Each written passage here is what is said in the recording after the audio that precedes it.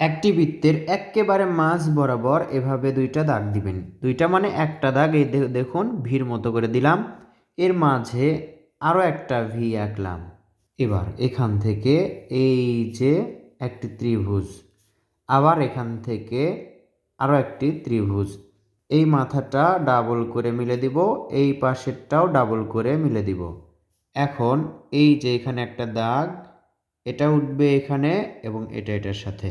এখন একটি দাগ, এর মাঝের দাগ একটু বড়, তারপরে আবার ছোট, এটা একটু বড়, এই পাশেরটা একটু ছোট।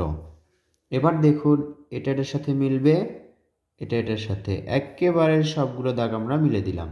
এই যে ভি লেটারটা আছে এটা থেকে নিচের দিকে দাগ টেনে দিব এবং এখান থেকে একটি গাছ ড্রয়িং করব।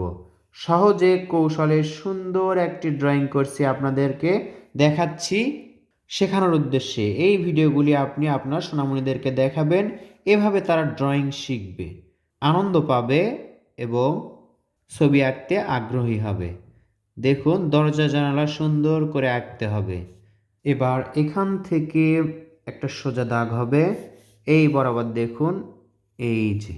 এবার দেখুন এখান থেকে এই যে একটু ভাঁজ করে এখানে দাগ দিলাম, আবার এখান থেকে এই যে ভাঁজ করে এভাবে দাগ দিলাম। তাহলে খেয়াল করতে পাচ্ছেন, বুঝতে পাচ্ছেন ওই পাশেরটা হচ্ছে নদী, এই পাশের এটা পার্ক। এই দরজা থেকে আমরা এইভাবে একটা দাগ দিয়ে হালকা বাঁকা করে দাগ দিব এবং ডাবল করব, নিচের দিকে আসবে, একটু চওড়া হবে। এটা রাস্তা হলো, পার হলো এবং এটা নদী হলো। এখন আমরা ওই যে দূরের যে দাগটি আছে এই দাগের ওপর দিয়ে আমরা এভাবে দাগ দিলেই হবে, কি হবে হচ্ছে দূরের গ্রামের গাছপালা। তো বন্ধুরা, সহজ সিম্পল এই সুন্দর দৃশ্যটি আঁকা দেখতে আপনাদের কেমন লাগলো কমেন্ট করে জানাবেন। ভালো লাগলে লাইক করবেন, শেয়ার করবেন অন্য বন্ধুদের মাঝেও।